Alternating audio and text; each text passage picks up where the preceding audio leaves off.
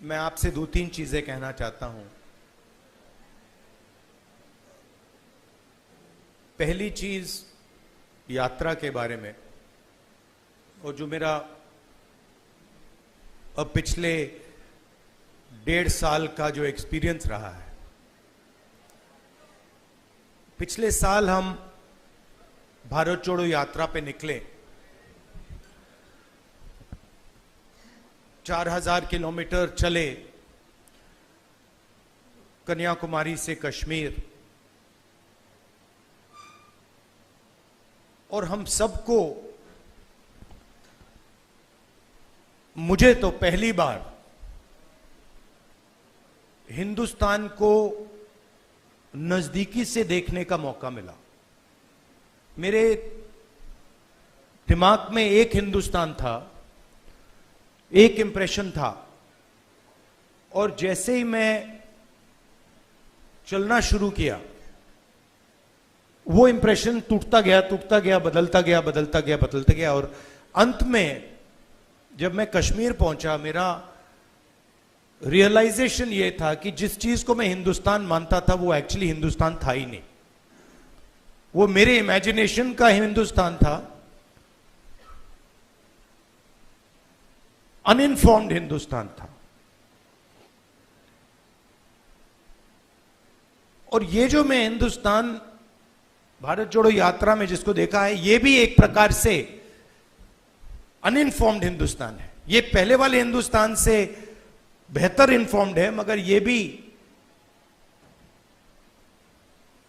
हिंदुस्तान की समझ नहीं है, सुपरफिशियल है। मगर उस यात्रा में दो चीजें बड़ी क्लियर थी। एक कि हिंदुस्तान नफरत का देश नहीं है, मोहब्बत का देश है।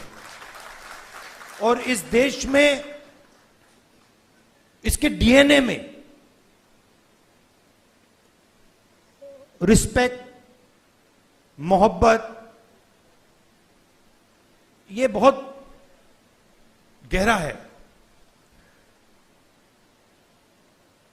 तो चलते चलते मेरे दिमाग में यह सवाल आना शुरू हुआ कि अगर यह नफरत का देश नहीं है, यह पहला देश है जिसने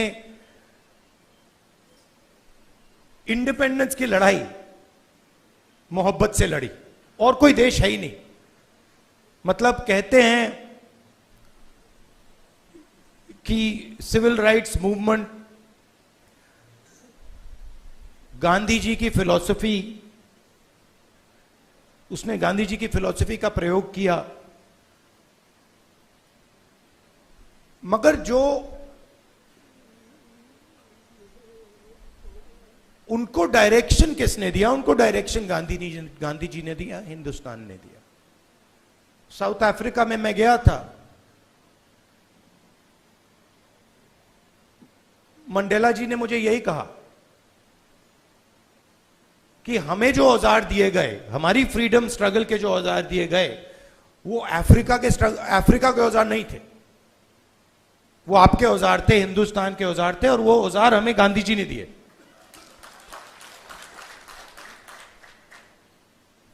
तो जब मैं चल रहा था, मेरे दिमाग में यह सवाल आया कि अगर हिंदुस्तान मोहब्बत का देश है तो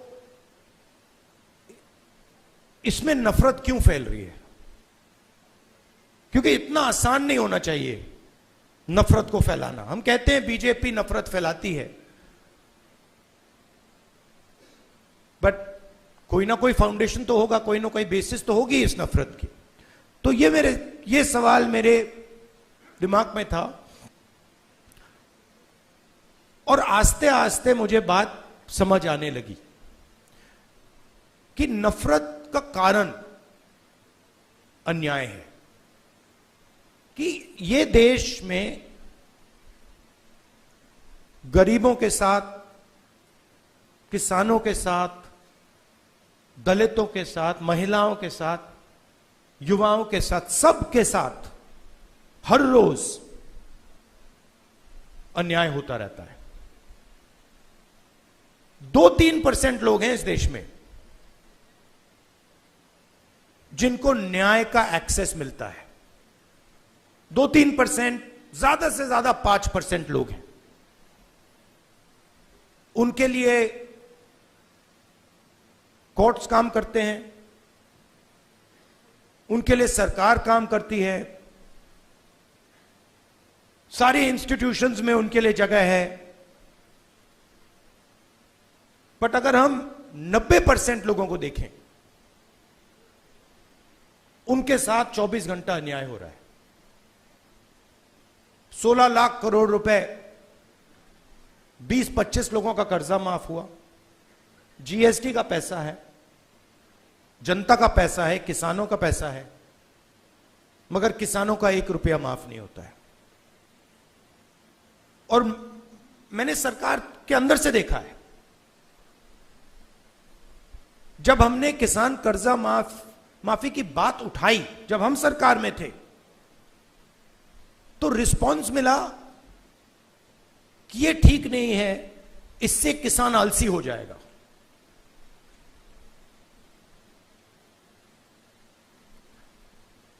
मनरेगा से गरीब व्यक्ति की आदत बिगड़ जाती है। मतलब वो काम कर रहा है, उसको आप उस काम के लिए पैसा दे रहे हो और उसकी आदत बिगड़ रही है।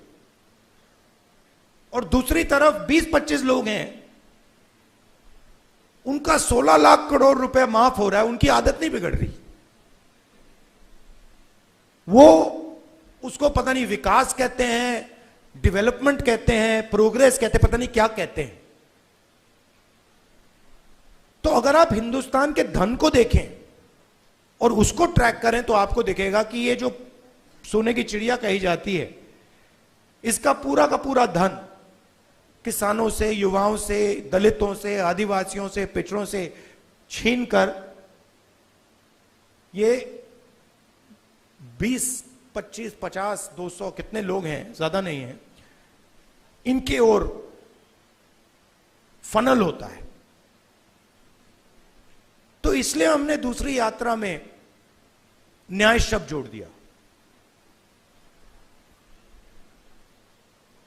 और इस यात्रा में हमारा फोकस उस पे था कि किस प्रकार का अन्याय हो रहा है। और हर कदम पे स्टूडेंट्स के पेपर लीक हो रहे हैं, किसान को एमएसपी नहीं मिल रही, मजदूर को मिनिमम वेज नहीं मिल रही, छोटे व्यापारियों को जीएसटी से दबाया जा रहा है। मतलब हर स्टेप पे, हर कदम पे लोग आ रहे थे, कह रहे थे हमारे साथ ये हो रहा है। मगर कंबाइंड कॉन्शियसनेस नहीं है। एक व्यक्ति कह रहा है मेरे साथ अन्याय हो रहा है। मेरे पास छोटे व्यापारी आए गुजरात में, उन्होंने कहा कि जीएसटी से, नोटबंदी से हमें बहुत चोट लगी। मगर उसी डिस्कशन में जो किसान के साथ हो रहा है वो उनको दिख नहीं रहा है, वो देख ही नहीं पा रहे। तो मेरे खिलाफ जो अन्याय हो रहा है वो मुझे दिख रहा है, मगर मेरे भाई के साथ जो हो रहा है मुझे दिख नहीं रहा है।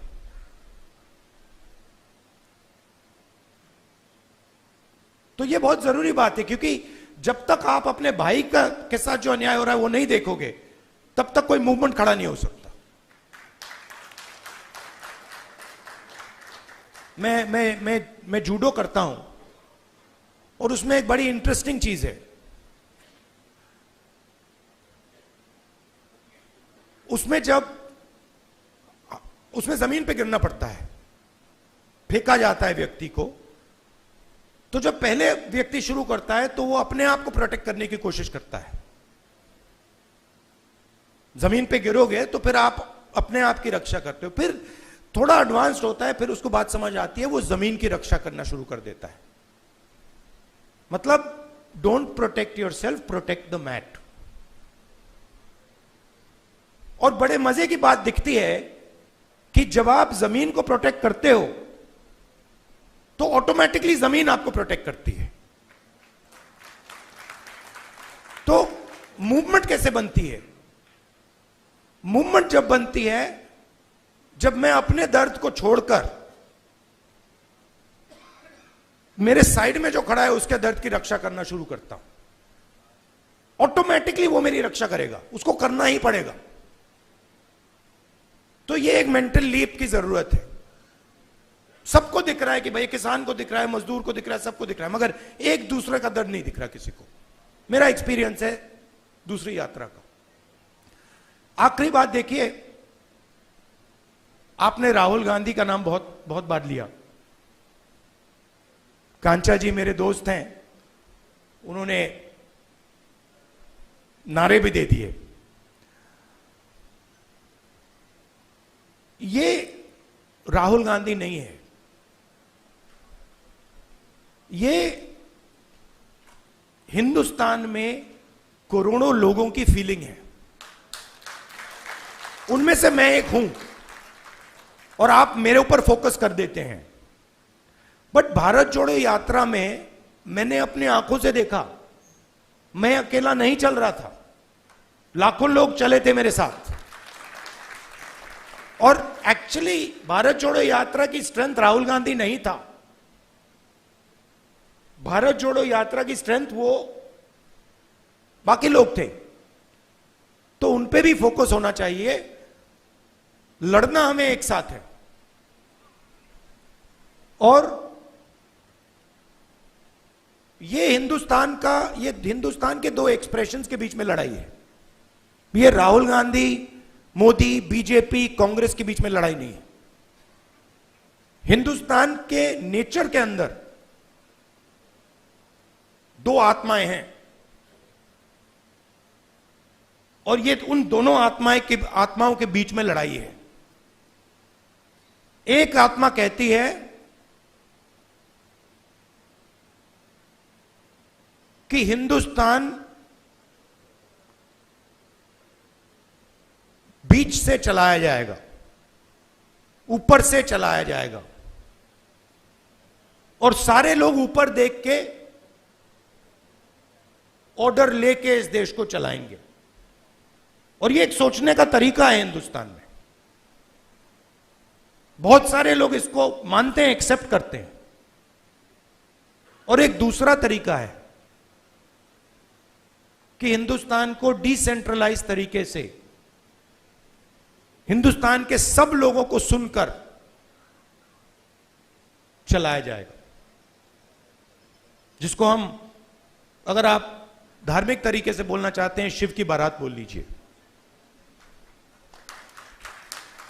कि सब लोगों को जगह देके निर्णय लिया जाता है। जैसे योगेंद्र यादव जी अभी बैठे हैं, बड़ी इंटरेस्टिंग बात आपको बताऊं।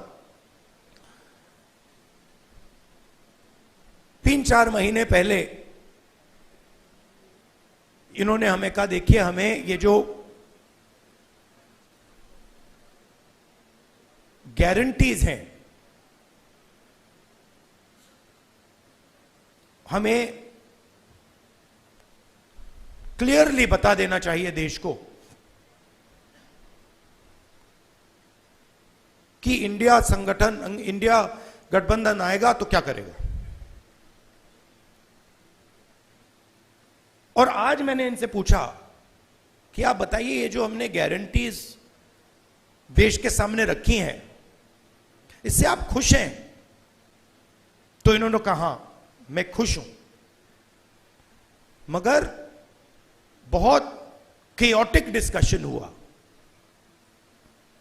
केओटिक डिस्कशन हुआ क्योंकि ये एक्चुअली कांग्रेस पार्टी की, राहुल गांधी की, खारगे जी की इंडिया गठबंधन की गारंटीज नहीं है। ये एक्चुअली हिंदुस्तान की आवाज है। उसको हमने चुन चुन के सुन के निकाला है, उसको रिफाइन किया है। बीजेपी ये काम कर ही नहीं सकती क्योंकि उनका तरीका सेंट्रलाइज है, ऊपर से बोलते हैं। नरेंद्र मोदी जी रेडार की बात करेंगे, सब कुछ नरेंद्र मोदी जी से निकलता है। उनके विजन में और आरएसएस के विजन में ज्ञान एक व्यक्ति के पास है, किसान के पास ज्ञान ही नहीं है, मजदूर के पास ज्ञान ही नहीं है, बेरोजगार युवक को कोई समझ नहीं है। आईआईटी की डिग्री है तो पूरी दुनिया को समझ गया। यह थिंकिंग है। तो इसके खिलाफ हमारी लड़ाई हो रही है। हिंदुस्तान का सबसे बड़ा साइंटिस्ट, जितना उसमें ज्ञान है उतना ही ज्ञान हिंदुस्तान के किसान में है, बस दूसरे तरीके का है। मैं बंगाल गया और वहां पे वो महिलाएं थी, इसी यात्रा पे महिलाएं थी, वो बीड़ी बना रही थी। उनके हाथ में जो स्किल थी, बीड़ी बनाती थी वो, उनके हाथ में जो स्किल थी मैंने अपनी जिंदगी में कभी पहले नहीं देखी। मैंने ट्राई किया, मतलब एक बीड़ी मतलब मैंने रोल करने की कोशिश की, नहीं हो रही थी मुझसे। तो वो सालों का, मतलब सालों की स्किल है वो, और उसका इस देश में कोई आदर नहीं हो रहा। उस महिला को आप फाइनेंशियल सपोर्ट दीजिए, उसकी मदद कीजिए, मेक इन इंडिया उससे करवाइए और फिर देखिए क्या मजा आता है। तो ये दो अलग तरीके की सोच की लड़ाई है। इसमें हम सब एक साथ लड़ रहे हैं। बहुत अच्छा लग रहा है और घबराने की कोई जरूरत नहीं है। ये आप मत सोचिए कि बीजेपी आ गई, कॉन्स्टिट्यूशन को खत्म कर देंगे, ये कर देंगे, कुछ नहीं, इनमें इतना दम नहीं है, ये नहीं कर सकते। ये इन्होंने मीडिया को कैप्चर कर रखा है, ये आवाज बहुत करते हैं, मगर सच्चाई और हिंदुस्तान हमारे साइड है। धन्यवाद।